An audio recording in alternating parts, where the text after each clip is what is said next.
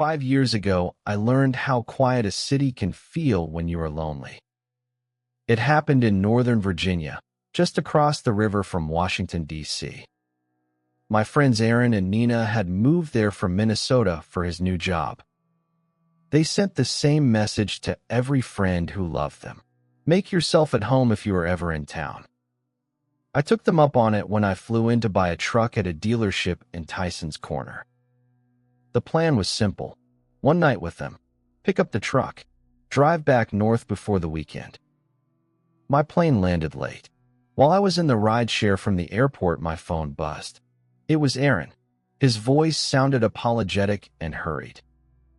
Hey man, I hate this, but they are sending me down to Richmond for a side issue. Should be one night, maybe two. Make yourself at home. Nina knows you are coming. The guest room is set. I told him not to worry. It was fine. I would see him when he got back.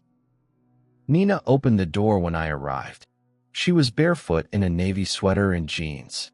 Her hair was pulled back like you do when there is always something to clean or carry. Her smile was polite, but her eyes looked tired in that way you recognize if you have ever moved to a new city and left your people behind. You made it, Tom, she said. Come in. Aaron left 20 minutes ago. He is sorry. I am sorry too. I held up the small paper bag I had brought. Bourbon from Kentucky. A thank you for the couch. She laughed once. Not a couch. You get Max's room. He will never know. He sleeps through anything. She glanced down the hallway toward the bedroom where their 7-year-old son was already out for the night. We set our things down. We sat at the small kitchen table that looked out over the condo parking lot and the stripe of highway beyond. It was already dark and the road hummed like a refrigerator. I offered to open the bottle. She nodded. We poured 2 short glasses. We talked about Minnesota. Snow you could not shovel fast enough. Neighbors who noticed if your lights stayed off too long. Church basements that smelled like coffee and lemon bars. Nina said the move had gone well on paper. A better salary for Aaron. Good schools. A safe neighborhood near a bike trail. But she missed the noise of friends who would stop by with a casserole and end up staying for hours. I told her it would come. It always takes a year. Maybe 2. Then you wake up and realize you know the barista's name and the barber knows your kid plays soccer. She smiled. I want that so badly. She took a small sip and looked down into the glass. We kept talking. About Max's school and his Lego sets. About Aaron's new role that came with long nights and sudden trips. Nina said it softly, as if the walls might judge her for saying it out loud. He is a good man. He is also never home. I did not know what to say that would be helpful and not intrusive, so I said something true and small. I am sorry that it is hard right now. Time slid. The bourbon helped. We laughed about old stories from the neighborhood in Duluth where we all used to live. The night bent into one of those easy conversations where you forget to check the clock. Eventually she stood and said she would show me the guest room. We walked down the hall.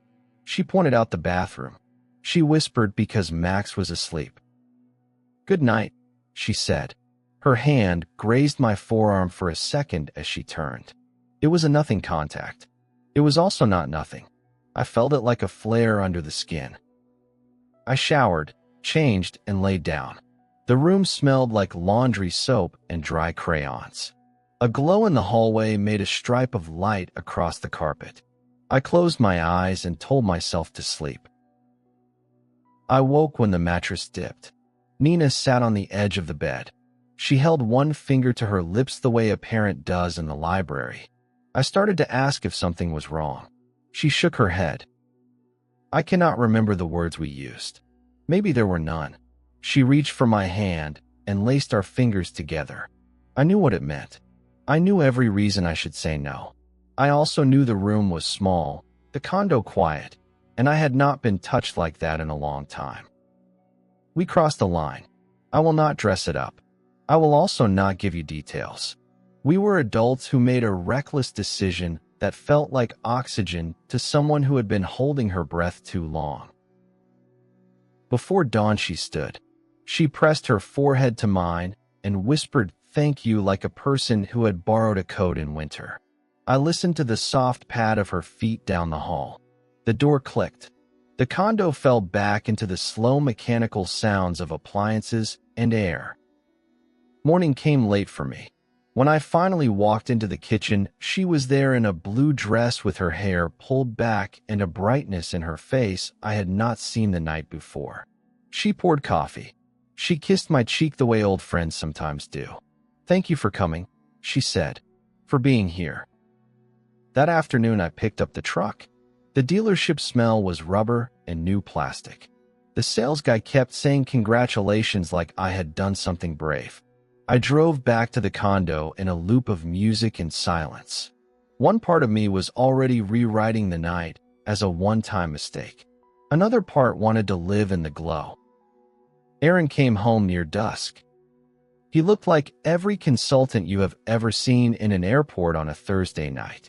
Wrinkled suit, good shoes, eye sockets telling the truth. We hugged. We poured a short drink. We laughed about nothing. Within minutes his head was heavy. He apologized, patted my shoulder, and went to the bedroom where Max slept with his stuffed shark. The condo exhaled. Nina and I sat in the same 2 chairs as the night before. We tried to make the conversation light. It kept drifting toward quiet. She looked down the hall the way you look at a door before you walk through it. You do not have to stay up, I said. You should sleep. She nodded, but she did not move. We went to our rooms. I told myself this would end the way temptations should end, with self-control and a clean morning. I woke to a soft touch on my shoulder. It was Nina again. She was careful and quiet. The house was ours for a small slice of time, and we took it. In my mind, I kept saying stop. My body kept saying later. At dawn, she returned to her room. I lay awake and counted the ways this could go wrong. All of them were real. All of them suddenly felt likely. By late morning, the world had the nerve to continue. I ran my errand. Nina took Max to a birthday party. Aaron texted that he might have to go back out to a job site after dinner. The sentence made me angry in a way that surprised me. I was not his wife. I was not his manager. I was simply the person who had done the worst job a friend can do.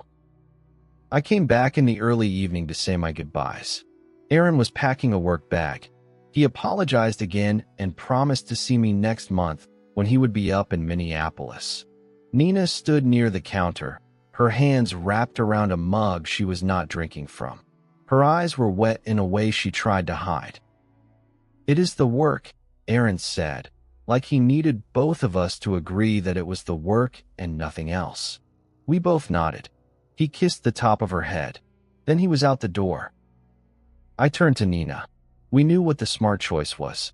We hugged the way people do before a long drive. She held on for another second. Then she let go. On the highway, I turned the music off and let the tires make their drums sound. Shame is heavy.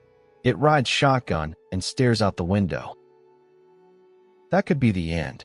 But a story about a bad choice is not complete if you do not also say what the choice cost. For months, I rehearsed explanations I would never use. It was the bourbon. It was the move. It was loneliness wearing a pretty dress. None of it was an excuse. Nina and I did not keep it going. We sent 3 short messages over the next week. We agreed not to meet again. We did not tell Aaron. I will argue with myself about that decision until I am old. What we did do was live with the weight. I saw them twice more that year at group gatherings where everyone brought potato salad and kids ran in circles. Nina and I played a theater game called Normal. Aaron made jokes about how his job would be the end of him, and we all laughed like it was a safe line. 2 years later, they moved again, this time to a smaller city in North Carolina where Aaron promised the travel would not be so bad. I sent a housewarming gift, a plant that would have died if they forgot it for 1 week, a bright green reminder to pay attention. 3 years after that, I was in Charlotte for work and texted Aaron from the airport. He wrote back right away. Come by if you can. Nina and Max would love to see you. I stared at the screen and felt the old ache. I did not go. I sent another plant. I told him next time. Here is the part one want to say to anyone who is my age and tired. Midlife is a season when you can mistake relief for love. You can mistake attention for oxygen.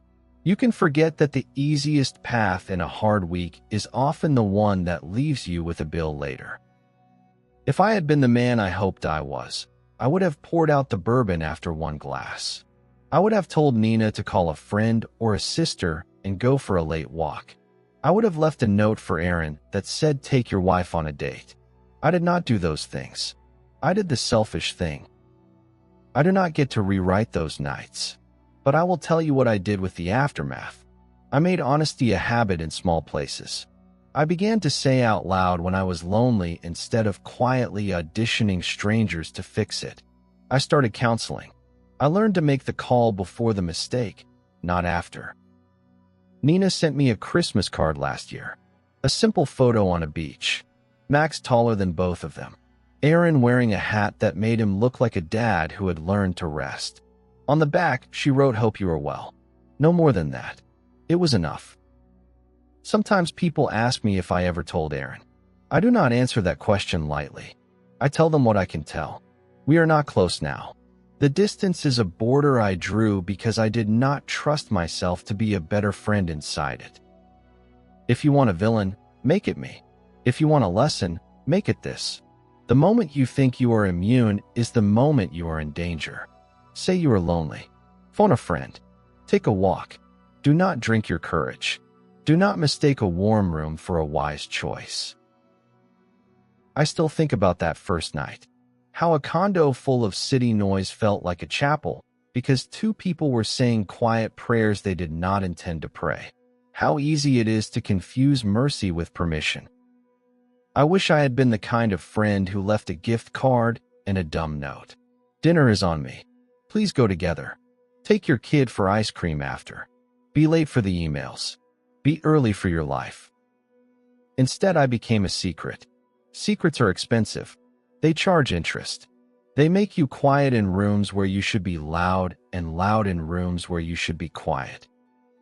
When I think about Aaron now, I think about how worn out he looked and how he still kissed Nina's hair in the kitchen. He was trying. A lot of us are. Trying pays off, but not on our schedule. It pays off on the schedule where your child remembers your long walks more than your long emails. I do not know if Aaron and Nina will read this. I do not know if I would want them to. But I know what I would say if this ever became a conversation instead of a confession. I would look them both in the eyes. I would say I am sorry for what I took. I would say I will spend the rest of my life putting that regret to work as a guardrail. And if you are in your 40s or 50s and you feel the edge of a decision like this under your feet, here is the advice I wish someone had walked into that condo to give me. Call your spouse. Say the hard sentence. I feel alone. I miss you. Please notice me. Please come home early if you can. If not, I will be okay tonight, and tomorrow we will make a plan. Do not make a stranger your plan. Do not make a friend your fire escape. It will burn you both. I did eventually drive back through Northern Virginia on another trip. I parked near their old building and sat for a minute. Kids rode bikes between the cars. A woman walked a golden retriever with a bandana tied around his neck. Life had kept moving. It always does. I took a picture of the empty balcony that used to be theirs and deleted it before it saved. Not every memory belongs in a frame. Some belong in a toolbox where they can be heavy and useful when someone else thinks a warm room is the same as a wise choice. If you need a last line, take this one. The night felt like mercy. The cost felt like years. Choose the years. Choose the work. Choose the people who will still know your name when the music stops.